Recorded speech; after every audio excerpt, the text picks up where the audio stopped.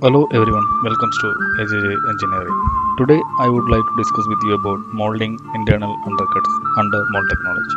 Internal undercuts. Any projection or recess coming on the inside of the compound which prevents the normal ejection of the compound is known as an internal undercut. The example of the compound with internal undercut is shown in the figure. You can see in the next sheet. Foam pin, lifter or floating core. A compound which has a local undercut portion can be successfully molded in the conventional mold by incorporating the undercut foam on a foam pin. The foam pin will leaves a witness mark on the contact area and careful mold fitting is essential to prevent flash coring. For this, there are two basic alternatives. The foam pin can either have a straight action, that is, asked for an ejector pin, or it can have an angled action. Foam pin straight action. The design is normally used for command which incorporate an undercut on one internal wall only. It is impractical to use this design for a command which has an undercut on two facing walls. The mold design for this design is identical to use basic injection design except that one of the ejector pins is replaced by a foam pin which contains the undercut foam. The foam pin is attached to the ejector assembly in a similar manner, but a locking dowel pin must be incorporated to prevent rotation. Foam pin angled action. The basic feature of this design is that the working face of the foam pin is caused to move inward relative to the core during ejection, thereby relieving the undercut. It can be used for command which incorporate internal undercut on one or more walls. The inclination angle from 5 degree to 10 degree will typically yield the best results. Generally 7 degree will be given, but in certain restricted area it can go up.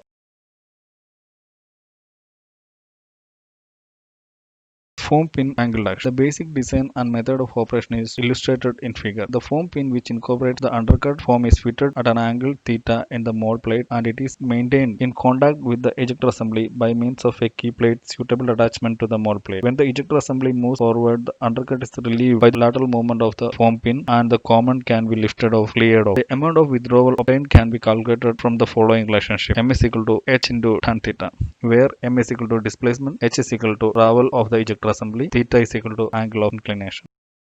Standard lifters, Unilifter, Undercut Releasing System, DME. One standard component simplify mold design and construction for release of molded undercut. A radius dovetail design let core blade seat automatically at the required angle. The below figures explains how the Unilifter works. Split cores.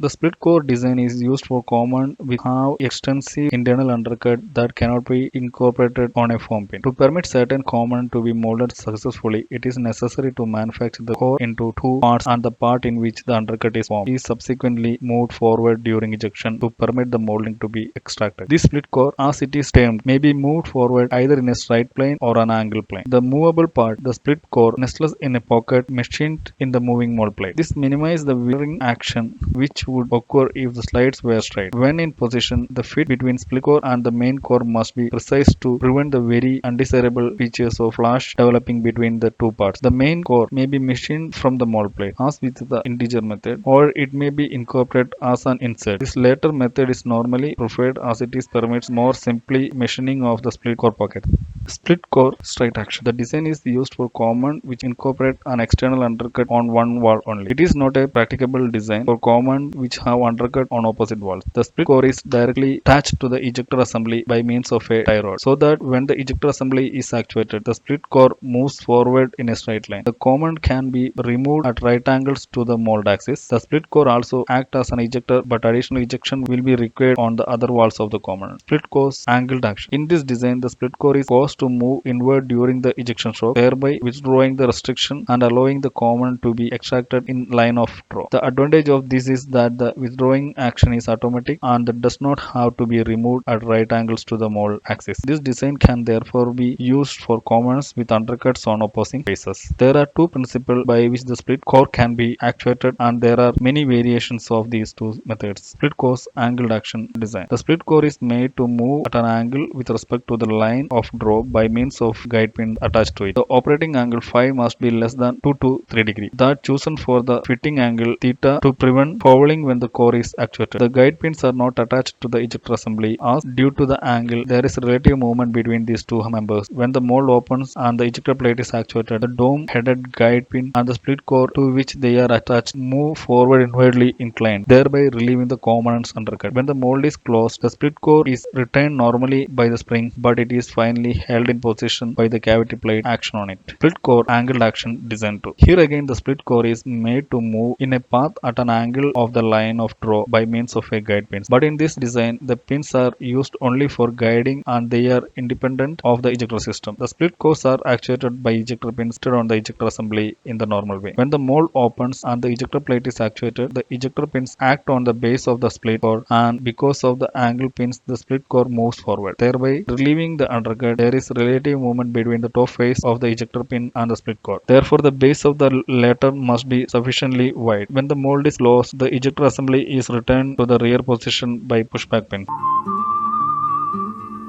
In either design, two guide pins per split are normally used, and if the mold plate through which the pins are to pass is to be left unhardened, then pushers should be fitted. Where springs are used to nominally return to the split core to its rear position, it is important to check that with the maximum possible ejector stroke, the spring do not become coil bound. When undercut occurs on faces of a common directly opposite each other, care must be exercised in the design to ensure that the two split cores do not fall each other as they are moved forward. The limit of the movement is determined by the point at which the split core just touch. The maximum forward movement of the split core is dependent on both the operating angle phi and the width of the main core. Side core. Some components with internal undercut can be molded using a conventional side core design. However, this design is limited to components which at least one open side. This permits the side core to be withdrawn through this side to relieve the undercut and allow the molding to be ejected in line of draw. Stripping, jumping internal undercut. A simple and effective way of dealing with a particular type of internal undercut is to strip the molding of the core. Whether or not a molding can be molded in this way depend on several factors, which includes shape of the undercut, elasticity of the material, whether the external form permits expansion during ejection. For components which are circular and the undercut continuous, non-circular and non-continuous undercuts, stripper plate design is the most common method used for stripping, but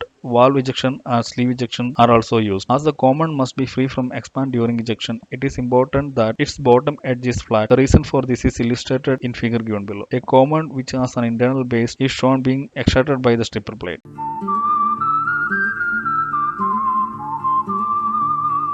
As the stripper plate is moved forward, the head is forced from the recess of the core and the component is expanded slightly in the process as shown. However, if the component has a round edge P, which must be partially formed on the stripper plate, expansion is prevented and the component may be damaged during its extraction. An alternative stripping design is illustrated in figure. A large valve ejector is shown extracting the component from the core. For efficient ejection, the diameter of the head of the valve ejector should be as large as possible, consistent with maintaining sufficient strength in the remainder of the core. With some materials too small, a valve would tend to push a hole in the component instead of stripping. Before attempting a stripping design for a multi-impression mold, it is desirable to design a prototype single impression mold to ensure that the component can in fact be stripped, which includes standard mold parts, standard mold systems. In general, standard mold systems may be used for all the mold design. Spring steel cores, collapsible cores. It is particularly suitable with respect to cylindrical undercut type components. The collapsible core is a major breakthrough for molding plastic parts requiring internal threads, undercuts, protrusions,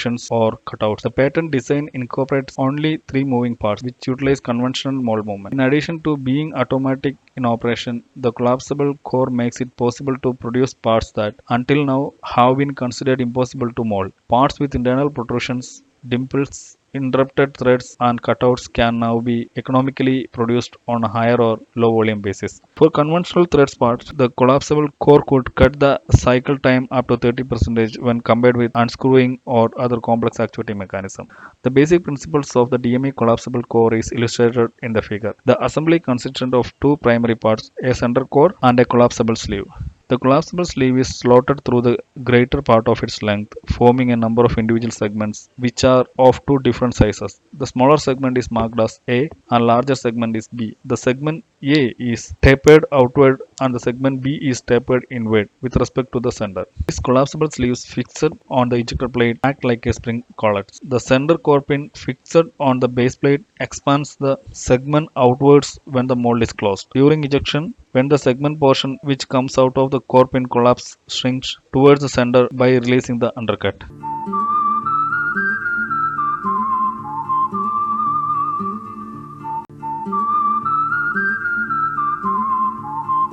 Collapsible mini cores. Collapsible mini cores broaden the application of collapsible core mold for closure as small as 13 mm. Due to the smaller diameter involved, these mini cores employ three larger collapsing segments combined with three narrow non-collapsible blades which are an integral part of the center plane. As a result, up to 80% of full threads to undercut can be molded. The function of the collapsible core also permits threads to stop at any point along the molded length, and the threads need not run out of the top of the core as with unscrewing molds. If a seal is required in top of the closure, an undercut action also permits a longer threaded area to be formed without adding to cycle time or requiring long rack and pinion mechanism. In addition to threads, other configurations such as dimples, cutout, or protrusions beyond the capabilities of unscrewing molds can be successfully molded. Three standard sizes of collapsible mini cores available are 13 to 16, 17 to 20, and 21 to 24 mm closures. Figure molding of internal threads.